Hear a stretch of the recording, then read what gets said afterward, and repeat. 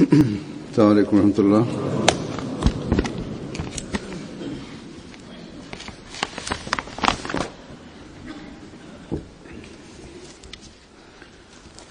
أشهد أن لا إله إلا الله وحده لا شريك له وأشهد أن محمدا عبده ورسوله أما بعد فأعوذ بالله من الشيطان الرجيم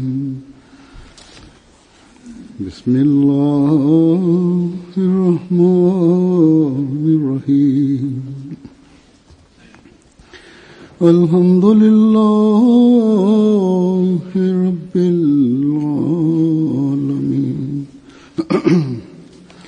الرحمن الرحيم مالك يوم الدين إياك نعبد وإياك نستعين اهدنا الصراط المستقيم صراط الذين أنعمت عليهم غير المغضوب عليهم ولا الضالين.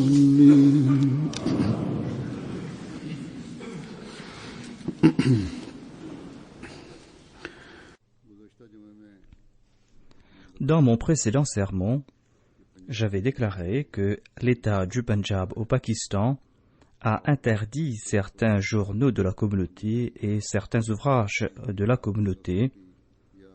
L'État a déclaré que la communauté ne pourra pas les publier ou ne pourra pas les exposer.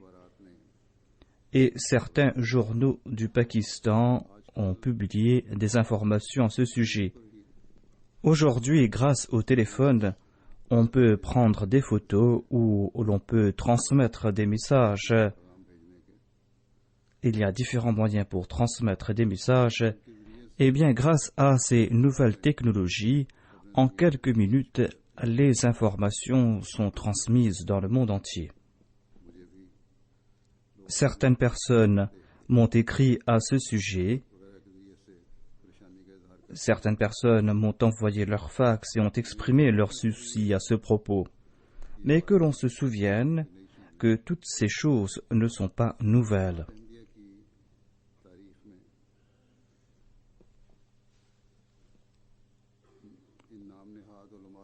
Au cours de l'histoire de la Jamaat Ahmadiyya, les États ont pris de telles mesures à l'encontre de la Jamaat Ahmadiyya suite aux injonctions de ces prétendus ulémas. Et cela ne cesse de se faire. Depuis que la Jamaat Ahmadiyya a été fondée, ces personnes ont commis pareille action et ne cesseront de les commettre. Dans le passé, leurs actions n'ont pas nui à la Jamaat et à l'avenir, Inch'Allah, leurs actions ne vont pas nuire à la Jamaat Ahmadiyya. Ni ne pourront-ils nuire à la Jamaat Ahmadiyya. Jusqu'aujourd'hui, aucune mère n'a donné naissance à un enfant qui pourra arrêter la mission divine du Messie premier d'Islam par pareilles actions. Ces soi-disant ulémas et ces États qui se tournent vers eux, en voyant le progrès de la Jamaat Ahmadiyya, ils ne cherchent que les moyens pour exprimer leur jalousie. Et dans leur jalousie, ils sont si aveugles qu'ils n'arrivent pas à user de leur discernement. Ce sont des personnes qui sont apparemment intelligentes, mais qui sont en train de commettre des actions qui sont pires que celles commises par des ignorants. Jamais ils n'ont tenté de savoir ce que le Messie premier d'Islam a présenté concernant les véritables enseignements de l'islam, ce qu'il a dit à propos du statut du saint prophète Mohammed Mustafa sallallahu alayhi wa sallam. Et jamais ils n'ont tenté de connaître la manière admirable avec laquelle la Jamaat Ahmadiyya a présenté tous ses faits dans sa littérature. Il est des musulmans un but de justice parmi les Arabes et parmi les autres nations qui, lorsqu'ils voient la vérité, lorsqu'ils lisent les ouvrages de la Jamaat Ahmadiyya et lorsqu'ils connaissent la vérité, eh bien, ils sont fort étonnés. Ils se disent que ces prétendus ulémas qui se disent des défenseurs de l'islam, eh bien, ils voient comment ils ont recours au mensonge, à la tromperie, et comment ils détournent les pensées, les écrits du Messie premier l'Islam, et comment ils ne cessent d'agir en ce sens.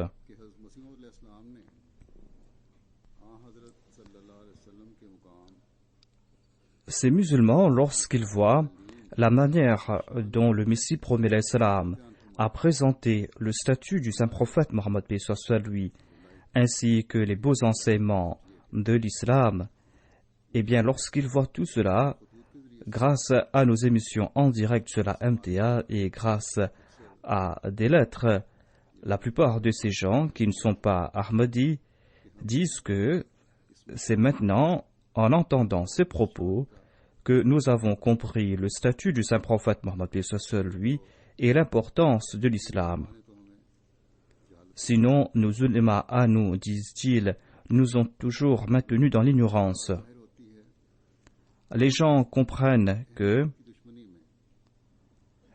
dans leur inimitié à l'égard de l'Ahmadiyya, eh bien, ces personnes, consciemment ou inconsciemment, ont porté atteinte à l'honneur du saint prophète Mohammed paix soit lui et à l'honneur de l'islam. En tout cas, la religion de ces ulémas, c'est l'hostilité, c'est de fomenter les troubles. C'est pour cette raison qu'ils ne tenteront jamais de connaître la vérité. Même si tous les musulmans se corrompent.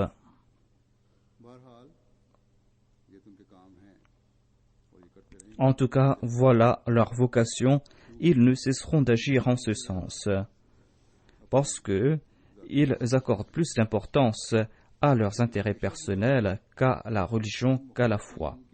Mais comme dans le passé, les actions de ces opposants de l'Ahmadiyya doivent renforcer notre foi. Leur inimitié doivent renforcer davantage notre relation avec le Messie premier l'Islam. Leur hostilité doit agir comme de l'engrais. Ainsi, si auparavant nous ne lisions pas les ouvrages du Messie premier l'Islam, eh bien, à partir de maintenant, nous devrons nous consacrer davantage à cette tâche. Il n'est pas question ici des restrictions imposées par l'État du Punjab. Même si tous les États du monde agissent en ce sens, ils ne pourront pas arrêter cette tâche parce que ce n'est pas un travail qui va se faire par les efforts de l'homme. C'est Dieu qui va accomplir cette tâche. C'est lui qui a envoyé le Messie premier l'Islam avec ce trésor de connaissances et c'est lui qui a promis le succès au Messie premier l'Islam. Nous avons toujours constaté qu'après ces grands obstacles qu'il place sur notre voie et après ces hostilités à notre rencontre, eh bien, la Jamaat ne cesse de progresser davantage.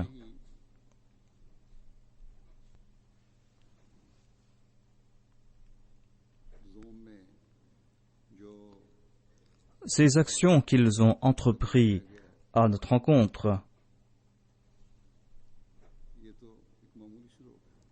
eh bien, ces actions ne sont qu'un obstacle insignifiant. Autant ils tenteront de nous réprimer, autant Allah nous accordera sa grâce. Inch'Allah, la situation sera meilleure. C'est pour cette raison qu'il ne faut pas s'en soucier.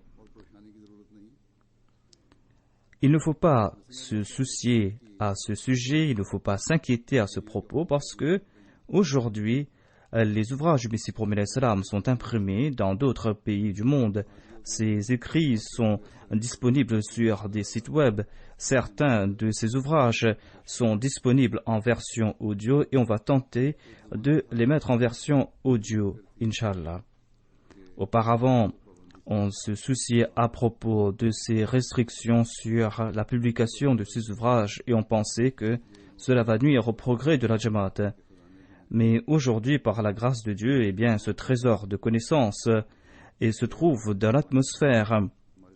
On n'a qu'à appuyer sur un bouton et on aura devant soi ce trésor de connaissances. Notre tâche à nous, c'est de profiter davantage des écrits du Messie promis l'Islam, de ses ouvrages et de cette connaissance. Et je me suis dit que sur la MTA, on va présenter davantage les écrits du Messie promis l'Islam et ainsi, en raison de cette loi qui a été appliquée dans une province du Pakistan, dans le monde entier, les Ahmadis vont profiter de cette restriction. Chaque obstacle que l'on place sur notre voie, chaque tempête d'hostilité nous profite et cela nous ouvre de nouvelles voies. Ainsi, non seulement que l'on va publier ces ouvrages dans leur langue originale ou qu'il y aura des sessions d'études dans ces langues originales, mais ces écrits seront aussi disponibles dans différentes langues.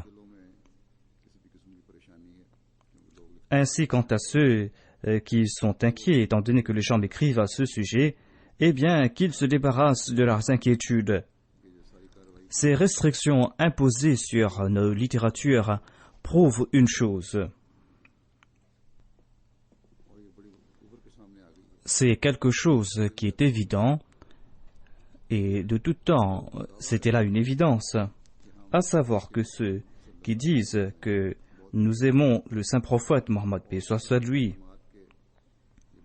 eux qui disent qu'ils sont les grands défenseurs des enseignements de l'islam, et que c'est pour cette raison qu'ils s'opposent à nous les Ahmadis, jamais ils n'ont étudié en toute justice les ouvrages de la Jamaat, jamais ils n'ont fait des efforts en ce sens. De toute manière, en général, nous leur montrons leur vrai visage à ces personnes, nous leur montrons la vérité derrière leurs déclarations. Mais aujourd'hui, je me suis dit que je vais vous présenter encore une fois des écrits du Messie promis alayhi salam. Des écrits dans lesquels, selon Naudzubillah min dhalik, nos adversaires, le Messie promis alayhi salam s'est attaqué au saint prophète Mohammed paix soit lui et à l'enseignement de l'islam. Des écrits qui, selon nos adversaires, prônent la haine, des écrits qui sont blessants. Ainsi donc, je vais vous présenter quelques écrits du Messie promis alayhi salam à ce sujet. C'est un sujet qui est très vaste. Et dans ces écrits, le Messie promis alayhi salam nous a présenté la gloire et le statut du saint prophète Mohammed paix soit lui. L'on ne peut que s'étonner comment une personne qui dit aimer le saint prophète Mohammed paix soit lui puisse fermer ses yeux et ses oreilles en entendant ces propos du Messie promis alayhi salam. En tout cas, nous n'avons rien à faire avec ces prétendus ulémas. Mais il y a de ces milliers de gens qui, à travers la MTA, nous écoutent. Cela est important pour que leur cœur s'ouvre davantage et il est important aussi d'affiner davantage les pensées des Ahmadis. Il est important qu'ils comprennent cela davantage et c'est pour cette raison que je vais vous présenter ces écrits. Par exemple, le Messie promis alayhi salam a évoqué les louanges de Dieu ainsi que les salutations envoyées sur le saint prophète Mohammed paix soit lui. Le Messie promis alayhi salam déclare: Ô mon Seigneur, que tu sois remercié des milliers de fois. Tu nous as montré la voie pour te reconnaître. En révélant tes saintes écritures, tu nous as protégés des erreurs et des errements de la raison et de l'intelligence. Que des milliers de bénédictions et de salutations soient sur le chef des prophètes, Mohammed Mustafa sallallahu alayhi wa sallam, sur sa famille et sur ses compagnons, par l'entremise desquels Dieu a mené vers le droit chemin un monde égaré. Le saint prophète est ce précepteur, ce bienfaiteur qui a guidé sur le chemin de la droiture la création égarée. Il est ce sauveur providentiel, cet être bienveillant qui a extirpé les hommes du malheur, du shirk et des idoles. Il est cette lumière, cet éclat qui a dévoilé la splendeur de l'unicité de Dieu dans le monde. Il est ce guérisseur et ce médecin de l'heure qui a placé les cœurs corrompus sur le chemin de la droiture. Il est le magnifique, celui qui montre des miracles, qui a offert aux morts l'eau de la vie. Il est le gracieux, il est le magnanime qui a enduré 1001 souffrances pour la Ummah. Il est le brave, il est l'intépride qui nous a fait sortir de la bouche de la mort. Il est cet homme indulgent et plein d'abnégation qui, dans son humilité, a baissé sa tête et qui a réduit à néant sa personne. Il est ce muahid parfait, cet océan de savoir qui s'est satisfait de la gloire divine et qui rejeta tout autre que Dieu. Il était le miracle de la puissance du Rahman qui, quoiqu'étant illettré, surpassa les autres en connaissance et qui dévoila à tout peuple ses erreurs et ses errements.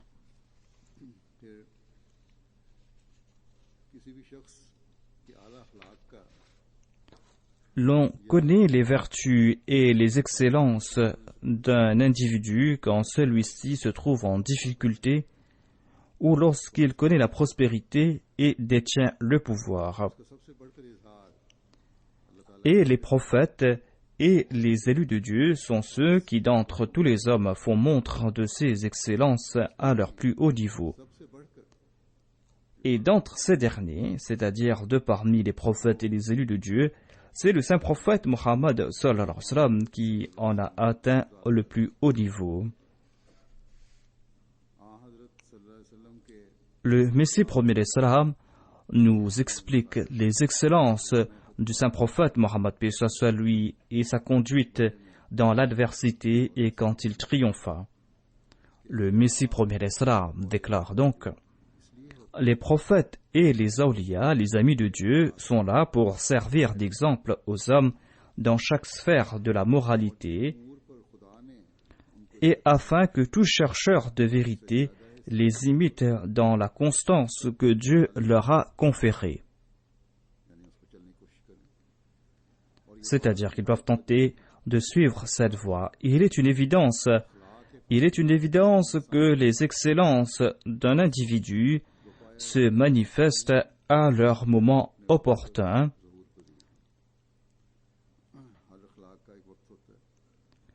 Chaque aspect de la moralité s'exprime à un moment particulier et c'est là que l'on prouve que voilà, cette personne fait preuve de cette qualité. Et c'est au cours de ces occasions que ces mérites ont de l'effet sur les cœurs. Il y a par exemple l'indulgence. L'indulgence sera crédible et louable quand cet individu aura le pouvoir de se venger. Sa chasteté sera méritoire lorsqu'il aura le pouvoir de satisfaire les désirs de son âme et qu'il va faire preuve de chasteté. Ainsi, Allah désire manifester par l'entremise des prophètes et des awliya toutes les vertus et Dieu désire établir de manière évidente leur qualité. Et c'est à cette fin que Dieu a divisé la vie des prophètes et des awliya en deux parties. Ainsi, ils passent par deux phases au cours de leur vie. Au cours d'une phase, ils endurent privation et malheur, et ils subissent 1001 tourments afin qu'ils font montre de ces excellences qui ne se manifestent et ne sont établis que lorsqu'on subit les malheurs les plus terribles. S'ils n'avaient pas rencontré ces calamités, comment auraient-ils démontré qu'ils ne sont point infidèles à l'égard de Dieu lorsque frappent les malheurs et qu'au contraire, ils étaient prêts à endurer davantage de ces malheurs et à prouver leur reconnaissance à l'égard de Dieu, pour les avoir choisis d'entre tous, pour les avoir trouvés aptes à être tourmentés pour sa cause et dans sa voie.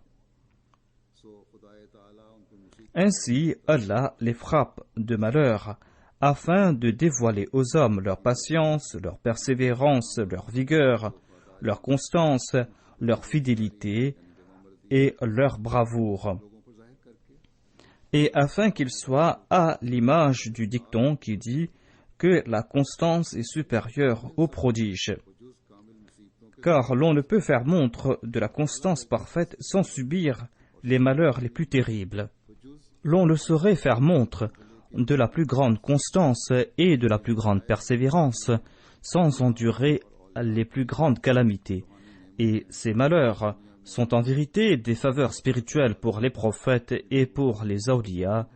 Grâce à cela, ils dévoilent au monde leurs excellences incomparables et ainsi cela va exalter leur statut dans l'au-delà. Si Allah ne les avait pas frappés de ces malheurs, ils n'auraient pas reçu ces faveurs et les hommes n'auraient pas connu leurs excellences. Il n'y aurait pas eu de différence entre eux et les autres. Et même s'ils avaient vécu leur courte vie dans le confort et le luxe, eh bien, ils auraient quitté ce monde éphémère tôt ou tard. Et dans ce cas, ils ne jouiraient plus du confort et du luxe dans l'au-delà, et ils ne jouiraient plus d'un haut statut dans l'au-delà, et leur vigueur, leur bravoure, leur fidélité ne se seraient pas dévoilées au grand jour, et leur noblesse, leur singularité, leur supériorité incomparable ne se seraient pas dévoilées au grand jour, et leur mystère insondable ne se serait pas dévoilé, et il n'aurait pas été prouvé qu'ils étaient aussi braves que 1000 lions réunis, qu'ils étaient plus forts que 1000 panthères réunies, dont la puissance dépasse l'entendement et qui ont atteint l'apogée de la proximité avec Dieu. Toutes ces qualités ne se seraient pas manifestées s'ils n'avaient pas enduré ces souffrances.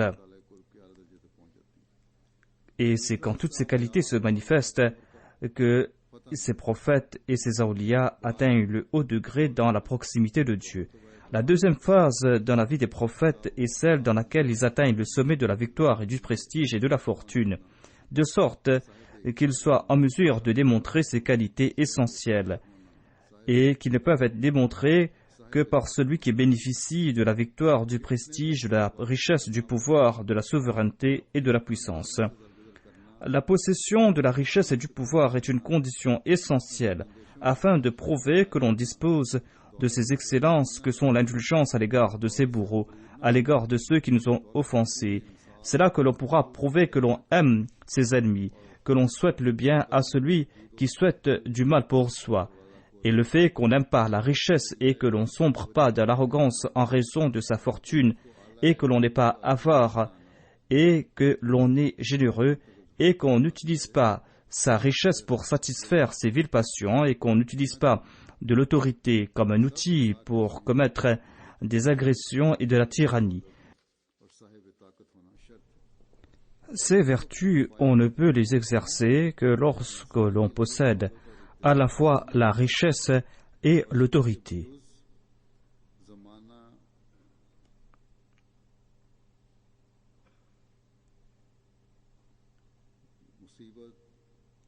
Sans passer par cette phase d'épreuve et de malheur,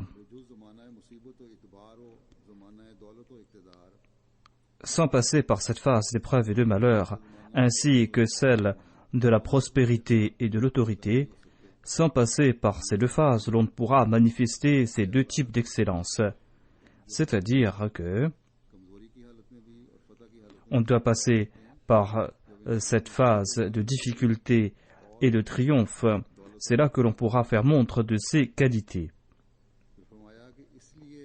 Le Messie promis d'Islam dit: voilà pourquoi la sagesse parfaite de Dieu a exigé que les prophètes et les awliya devraient passer par ces deux conditions qui comprennent des milliers de faveurs.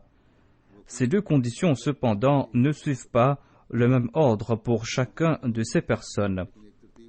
Ils passent par ces deux phases, mais pas dans le même ordre. La sagesse divine ordonne que dans le cas de certains, la période de paix et de confort vient dans la première partie de leur vie, suivie d'une période de difficulté, tandis que la vie des autres commence dans la tribulation et le secours de Dieu leur vient à la fin. Dans certains cas, ces deux phases sont subtiles et ne sont pas faciles à définir, tandis que dans d'autres cas, ils sont clairement marquées et évidentes. À cet égard, le premier dans ce domaine est notre maître, le Khatam al-Rusul, le seul des prophètes, Mohammed Mustafa sallallahu alayhi wa sallam. Ces deux conditions se sont manifestées en lui dans leur perfection, c'est-à-dire qu'il est passé par cette phase de difficulté et il a aussi connu le triomphe. Ces deux conditions se sont manifestées en lui dans leur perfection et dans un tel ordre que toutes les hautes qualités morales du saint prophète Mohammed lui se sont illuminées comme le soleil en plein jour. C'est ainsi que la déclaration divine « Assurément tu possèdes de hautes qualités morales » a été prouvée. Le saint prophète, paix soit lui, après s'être prouvé parfait dans ces deux types de qualités morales, sert également de preuve des qualités morales de tous les autres prophètes. Il prouve aussi donc les qualités morales de tous les autres prophètes, parce que le saint prophète Mohammed paix soit lui a témoigné en faveur de la nubuwa et de leur écriture. Il a authentifié leur écriture et il a montré au monde qu'ils étaient en effet les élus de Dieu. Cette analyse repousse également l'objection qui pourrait éventuellement survenir quant aux qualités morales de Jésus le Messie, à savoir que les deux qualités morales du Messie Jésus ne peuvent être établies d'une manière parfaite par rapport à ces deux phases mentionnées ci-dessous.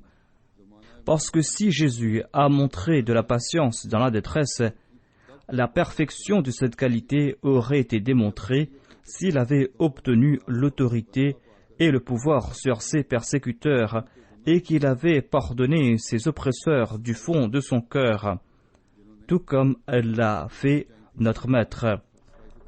C'est-à-dire, on aurait connu la perfection de ces qualités si Jésus avait pardonné à ses oppresseurs. À l'instar du saint prophète Mohammed lui, qui, après avoir obtenu une victoire complète sur ses ennemis du passé, les a pardonnés. Il a puni uniquement ces personnes qui avaient été condamnées par un décret de la part d'Allah. Outre ces quelques personnes qui avaient été destinées à être éternellement maudites, chaque ennemi du saint prophète Mohammed lui a été gracié. Ayant triomphé, il a annoncé « Il n'y a pas de blâme sur vous aujourd'hui ». Et c'est ainsi que des milliers de personnes embrassèrent l'islam en raison de ce pardon qui aurait paru impossible aux yeux de ses adversaires compte tenu de leurs propres méfaits et de leurs offenses. Ce pardon du saint prophète Mohammed lui avait l'air impossible aux yeux de ses adversaires en raison de leur offense qu'ils avaient commise à l'encontre du saint prophète Mohammed lui. En voyant leurs crimes, ils se sont dit que nous mériterons d'être condamnés à mort. Mais le saint prophète Mohammed lui leur a pardonné. C'est ainsi que, suite à ce pardon, en un instant, des milliers de gens ont embrassé l'islam. Ainsi, la fermeté sincère du saint prophète, dont il a fait preuve pendant une longue période suite à leur âpre persécution, eh bien, cette fermeté s'est illuminée à leurs yeux comme le soleil.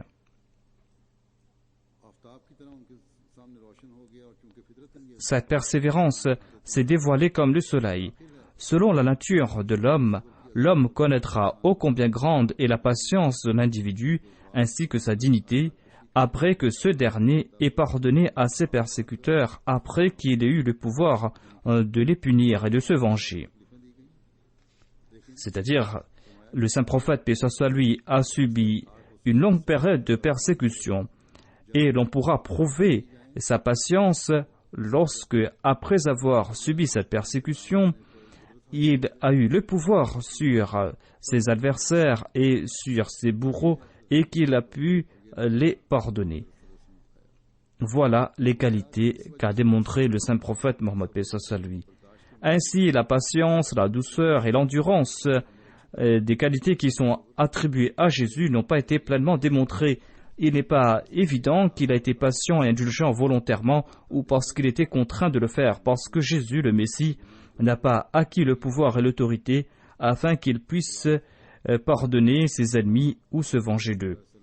En revanche, les qualités du saint prophète Mohammed paix soit sur lui ont été démontrées et ont été mises à l'épreuve à des centaines d'occasions, et ses excellences brillaient comme le soleil.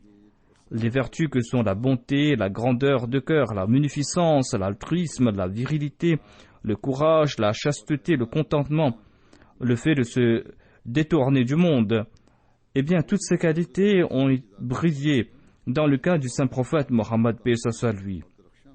Ces qualités étaient brillantes. Le Messie, voire aucun autre prophète avant lui, ne les a montrées à une telle perfection. Car Dieu le Tout-Puissant a ouvert pour le saint prophète Mohammed paix soit sur lui les portes à d'innombrables trésors, et le saint prophète a tout dépensé dans la voie d'Allah et n'a pas dépensé un centime pour satisfaire ses envies et pour son confort. Le saint prophète n'a pas bâti de grandes demeures, n'a pas bâti de grands édifices, et il a passé toute sa vie dans une petite hutte en terre battue qui ne se distingue pas des huttes des pauvres. Il a répliqué aux méfaits par la bonté. Il a aidé de sa richesse ses bourreaux lorsqu'ils étaient dans leur détresse. Il dormait à même le sol et il a vécu dans cette hutte. Il vivait de pain d'orge et parfois il ne se contentait de rien du tout. Il a reçu d'innombrables richesses de ce monde, mais le saint prophète Mohammed paix soit sur lui ne s'en est pas sali les mains. Il a préféré la pauvreté à la richesse et il a toujours préféré la simplicité au pouvoir. Depuis le jour où il est venu au monde jusqu'au jour où il est retourné à son compagnon en haut, eh bien, il n'attachait pas d'importance à rien. Depuis sa naissance jusqu'à son décès, il n'attachait pas d'importance à rien sauf à son Dieu bienveillant.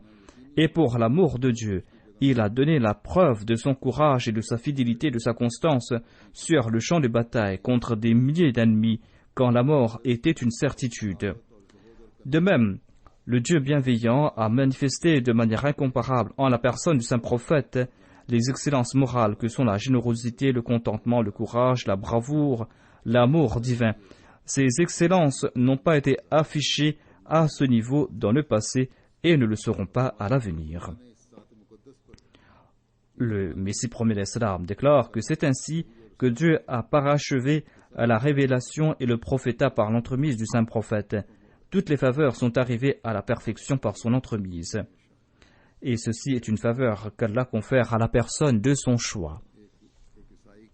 Ensuite, le Messie premier d'Islam a répondu à une question qui a été posée par un chrétien qui disait si le saint prophète Mohammed paix soit sur lui était la source de lumière.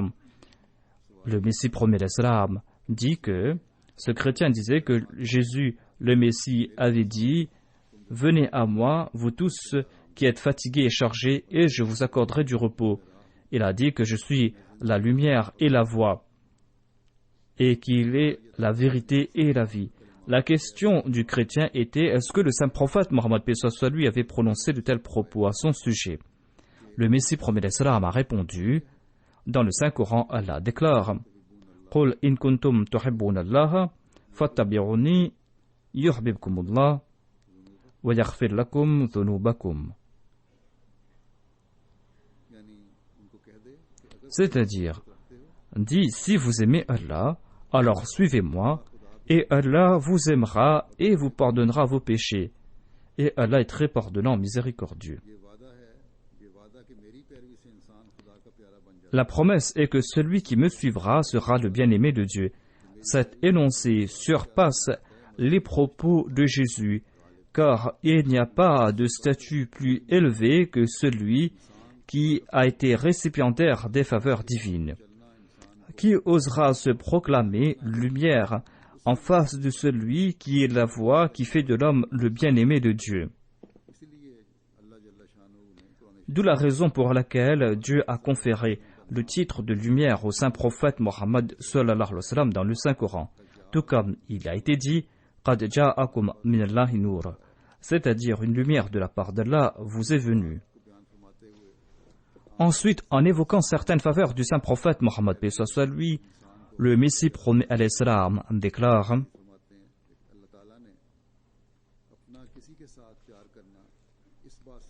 Dieu a déclaré que pour que l'on mérite son amour, il faudra suivre le saint prophète Mohammed sallallahu alayhi wa sallam. Pour mériter l'amour de Dieu, la condition à respecter, c'est de suivre le saint prophète Mohammed sallallahu alayhi wa sallam. La condition est que si vous allez suivre le saint prophète, paix soit lui, vous allez mériter mon amour. C'est là mon expérience personnelle. Lorsqu'on suit le saint prophète Mohammed, paix soit lui, sincèrement, lorsqu'on aime le saint prophète, paix soit lui, l'on méritera le salut dans l'au-delà. Et c'est ainsi qu'il y aura cette ardeur pour Dieu dans le cœur. Et c'est là que l'on se détourne de tout et que l'on se tourne uniquement vers Dieu.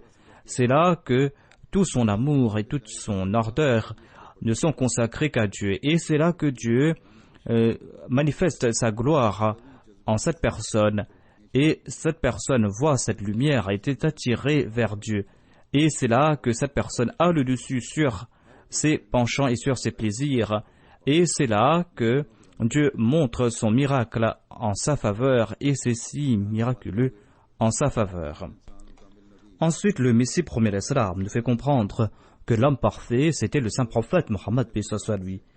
Il a dit que celui qui, à travers son être, à travers ses attributs, à travers ses actions, à travers ses facultés saintes et spirituelles, celui qui a été le modèle parfait dans le domaine de la connaissance, dans le domaine des œuvres, dans le domaine de la sincérité et dans le domaine de la patience, eh bien, c'est le saint prophète Mohammed, paix soit lui.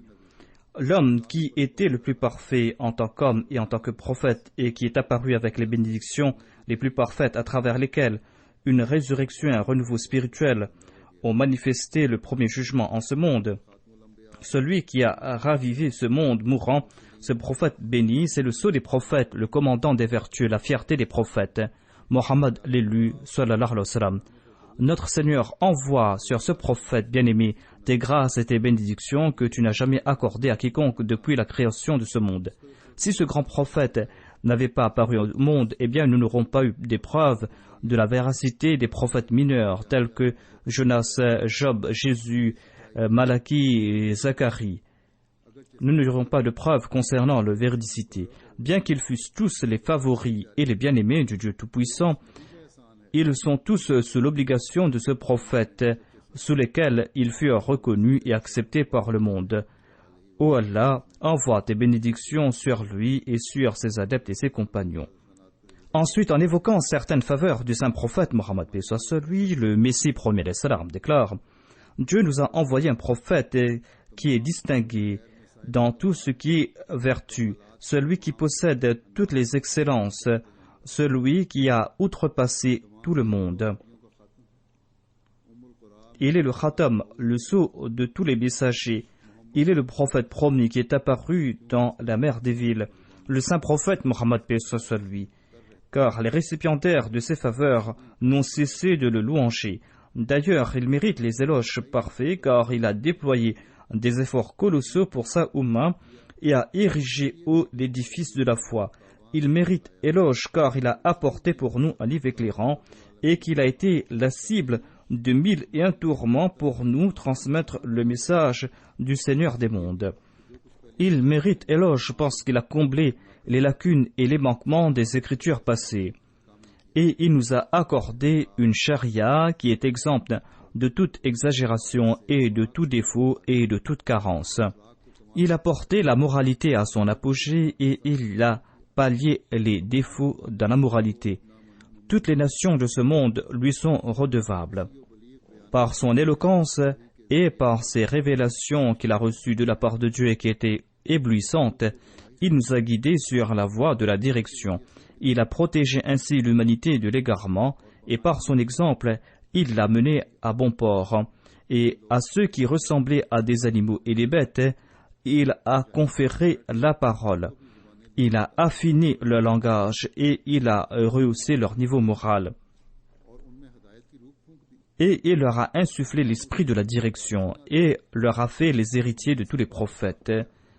Il les a purifiés, ces hommes, à tel point qu'ils se sont perdus dans le plaisir divin, et pour la cause de Dieu, ils ont fait couler leur sang tel de l'eau, et ils se sont confiés corps et âme à Dieu, faisant preuve de la plus grande obéissance. Et en nous offrant des perles de connaissances uniques et cachées et des préceptes singuliers, le saint prophète, paix soit sur lui, nous a accueillis à sa table, et il nous a offert ses restes à sa table, et il nous a conféré un statut éminent et supérieur. Et nous avons vu de nos yeux la voie qui mène à Dieu grâce à sa direction.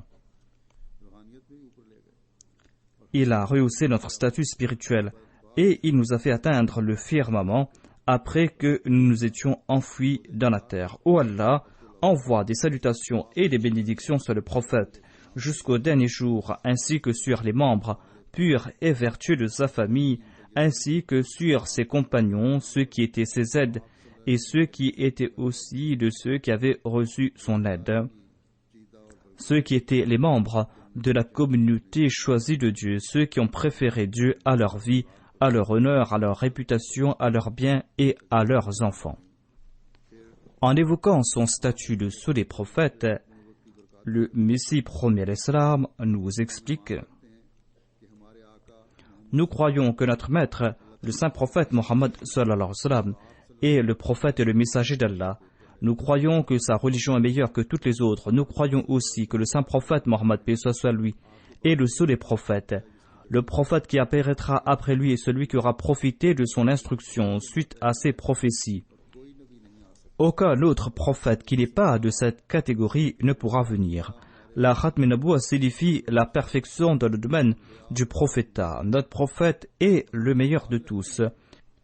Nous croyons que seul un prophète de sa Ummah pourra apparaître après lui, un prophète qui va le suivre à la perfection, un prophète qui aura reçu toutes ses faveurs par son entremise, par l'entremise de sa spiritualité, qui sera éclairé de sa lumière.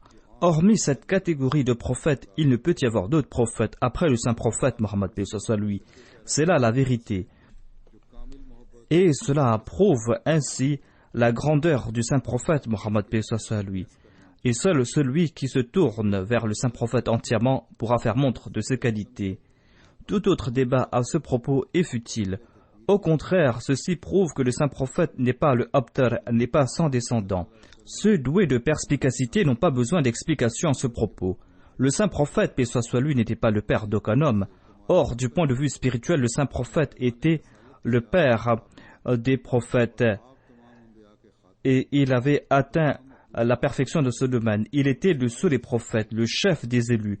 Et personne ne pourra entrer dans la cour du saint prophète sans porter le sceau du saint prophète Mohammed, paix soit sur lui, et sans suivre sa sunna.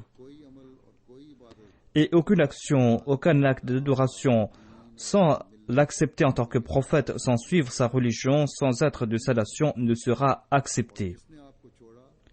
Celui qui a abandonné le saint prophète, celui qui n'a pas usé de tous ses moyens afin de suivre la sunna du saint prophète, eh bien, cette personne est vouée à la destruction. Aucune nouvelle charia n'apparaîtra après lui. Pas un iota de son livre ou de ses commandements ne sera abrogé. Personne ne pourra changer ses paroles pures. Aucune pluie ressemblant à la sienne ne pourra descendre. Celui qui s'écarte un tant soit peu de l'obéissance due au Coran, eh bien cette personne est dénuée de la foi. Personne ne pourra remporter du succès, personne n'aura le salut sans suivre tous les préceptes de notre bien-aimé prophète sallallahu alayhi wa sallam. Celui qui abandonne un seul de ses commandements finira dans le gouffre de la destruction.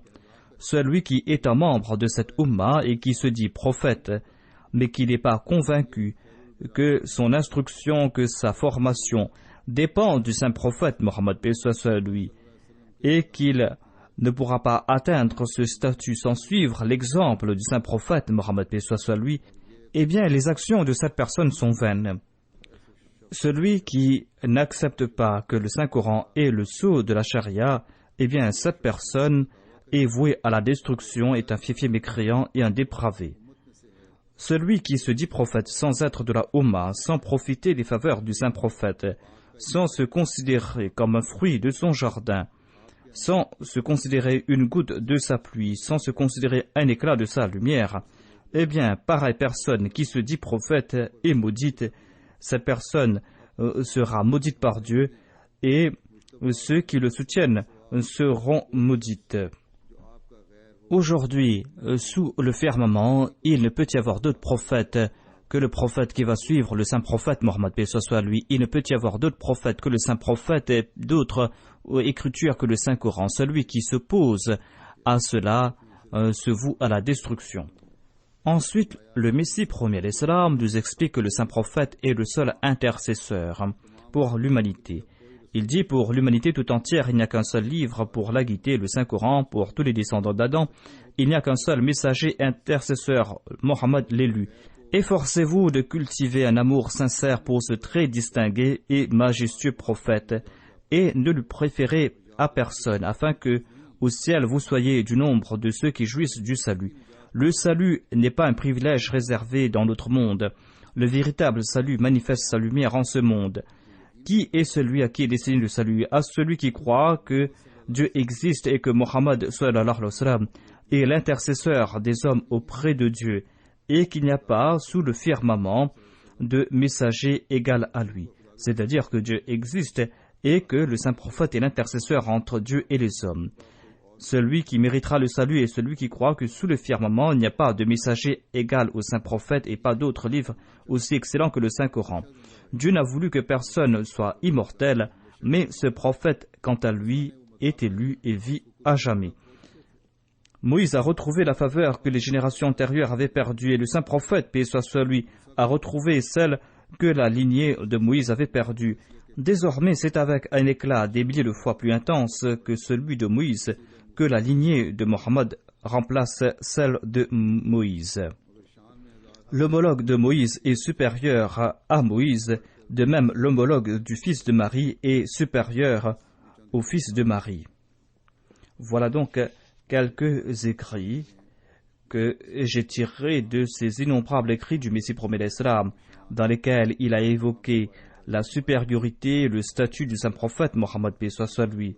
De même, le Messie premier l'Islam nous a laissé un trésor concernant les enseignements de l'islam. Qu'Allah fasse que nous puissions en profiter davantage. Et qu'Allah éclaire ses prétendus défenseurs de l'islam pour qu'ils puissent écouter les paroles de cet amoureux parfait du saint prophète Mohammed paix soit sur lui et qu'ils puissent guider la Ummah. Après la prière de Juma, je vais diriger la prière funéraire de deux personnes. Il y aura tout d'abord la prière funéraire de Mokaram Moussa Saheb Darwish de Qadian qui est décédé le 10 mai 2015 à l'âge de 95 ans. Inna lillahi wa inna ilayhi raji'un. Le défunt était actif jusqu'à ces derniers jours. Quelques jours auparavant, il avait fait une chute et il était blessé. Il est resté à l'hôpital d'Amritsar pour 4 jours. Et il est décédé à l'hôpital. Il était moussi par la grâce de Dieu. Les membres de sa famille avaient accepté l'Ahmadiyya au cours du premier califat. Le défunt est né dans un village qui s'appelle Seyedwala, à Sherpura. En 1946, lorsqu'il a quitté l'armée, eh bien, il est venu habiter à Qadian. Le deuxième calife lui a demandé le travail qu'il faisait. Il a déclaré que il avait pris sa retraite et il avait lancé son business. Le deuxième calife a dit que j'ai besoin de vos services. La situation était très difficile parce que c'était à l'époque de la partition. En 1947, il y a eu la partition. Le deuxième calife lui a dit de ne pas partir au Pakistan et qu'il doit rester à Qadian. Ainsi, il est resté à Qadian et il était parmi les 313 derviches de Qadian. Il a vécu dans une grande simplicité pendant plusieurs années, il a servi dans la Sadr Anjuman Ahmadiyya. En 2006, il a pu assister à la Jalsa Sarana du Royaume-Uni et il était le représentant des Derviches de Qadian. Et il a représenté l'Inde dans la Bayra internationale et il était dans le premier rang. Il laisse derrière lui 2 filles et 3 fils. Un de ses fils, Mukarram Latif Saheb, avait servi la communauté. Son épouse est décédée le 30 mai 2014. Elle a vécu dans une grande simplicité avec son mari. Qu'Allah exalte le statut du défunt et qu'il fasse que ses enfants puissent marcher sur ses voies. La deuxième prière funéraire est celle de Sahibzada Amatul Rafiq Sahiba, qui était la fille de Hazrat Mir Muhammad Ismail Sahib. Elle est décédée le 6 mai 2015 à l'âge de 80 ans. Inna lillahi wa inna ilayhi raji'un. Hazrat Mir Muhammad Ismail s'était marié à 2 reprises. Il n'avait pas d'enfant de son premier mariage. Et il s'était marié une deuxième fois avec Mukarrima Amatul Latif Begam Sahiba en 1917. Et Allah lui a donné 7 filles et 3 fils de cette union. Sahibzadi Amdur Rafiq était la 8e. La défunte était une dame très intelligente et très circonspecte. Un de ses fils, Hamidullah Nusrat Pasha, est un médecin et travaille à l'hôpital Fazl Omar.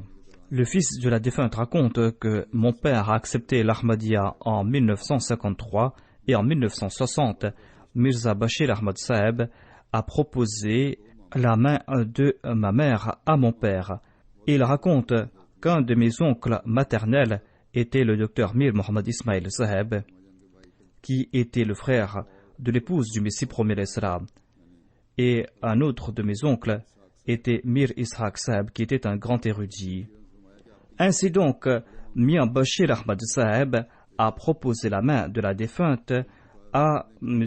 Pacha. Celui-ci a déclaré que tous les membres de ma famille sont des non-Ahmadis. Comment est-ce que je pourrais leur proposer cela? Et Hazrat Mian Bashir Ahmad Saheb a dit que je vais faire cette proposition. C'est ainsi que la défunte s'est mariée avec Allah Pacha et ce mariage a eu lieu le 5 novembre 1961. Et lorsqu'il a eu ce mariage, eh bien, Hazrat Muslim Maud, le deuxième calife, était malade et c'était Hazrat Mirza Bashir Ahmad Saheb qui avait dirigé la prière. Et par la suite, lorsqu'ils sont partis rencontrer Hazrat Muslim Maud, eh bien, celui-ci a dit à Hazrat Allah Pasha, qui s'est marié avec la défunte, eh bien, il lui a donné ce message que je vous ai donné ma fille.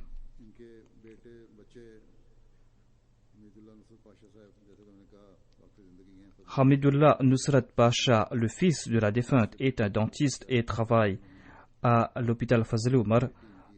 Un de ses fils, Khizr Pasha, se trouve à Dubaï. Et une de ses filles s'est mariée avec un médecin qui s'est dédié et qui travaille aussi à l'hôpital de Rabwa. Amdur Rafiq Sahiba, la défunte, a servi comme la naïb sadar de la Lajna Imaïla de Karachi pour une longue période. En dépit du fait qu'elle souffrait des genoux, elle montait au bureau de la Lajna qui se trouvait à l'étage et sa maladie s'est aggravée pour cette raison. Mais elle n'a pas abandonné ses obligations. Elle aidait les pauvres et elle aidait celles qui étaient en difficulté et ne dévoilait pas cela aux autres. Elle avait une relation très proche avec le califat et n'endurait pas qu'on dise quelque chose contre le calife. En 1974, il y a eu ces séances à l'Assemblée nationale dans lesquelles le troisième calife était présent et quelqu'un avait dit que le calife aurait dû donner telle ou telle réponse. Lorsqu'elle a entendu cela, la défunte a interdit à cette personne de dire davantage et de critiquer davantage le calife. Ainsi, voilà sa relation avec le califat. elle avait une relation très proche avec Dieu. Le fils de la défunte raconte que lorsque mon père a pris sa retraite, eh bien, sa situation était très difficile, il devait se contenter de sa retraite. Un jour, ma mère a dit à mon père que Dieu m'a informé que Wallahu khairur razikin, c'est-à-dire que c'est lui notre pourvoyeur. Et par la suite, le mari de la défunte a eu un poste à la Banque mondiale en tant que conseiller et par la grâce de Dieu, il avait un très bon revenu. La défunte n'était pas intéressée par ce monde. Sa fille raconte que lorsqu'on a pris les affaires de ma mère, eh bien, cela nous a pris que 15 minutes. Tous les membres de la famille de ses beaux-parents étaient des non-Ahmadis, et le deuxième calife lui a demandé d'être toujours bienveillante à leur égard. La défunte a suivi ce conseil à la lettre, et tout au long de sa vie, eh bien, elle a respecté ce conseil. Et ces derniers, c'est-à-dire les membres de la famille de son mari, étaient très hostiles à son égard. Et après son décès, d'aucuns parmi ces non-Ahmadis ont dit qu'il n'y avait pas de personne aussi bienveillante que la défunte, qu'Allah exalte le statut de la défunte et qu'Allah fasse que ses enfants puissent marcher sur les voies de la vertu.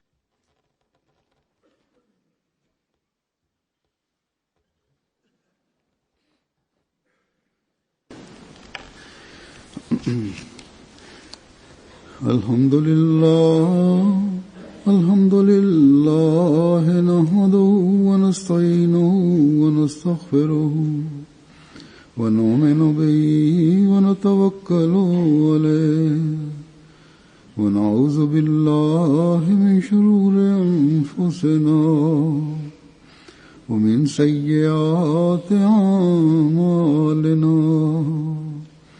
من يهده الله فلا مضل له ومن يضلل فلا هادي له ونشهد أن لا إله إلا الله ونشهد أن محمدا عبده ورسوله عباد الله رحمكم الله إن الله يأمر بالعدل والإحسان وإيتاء ذي القربى وينهى عن الفحشاء والمنكر والبغي يعظكم لعلكم تذكرون اذكروا الله يذكركم وادعوه يستجب لكم ولذكر الله أكبر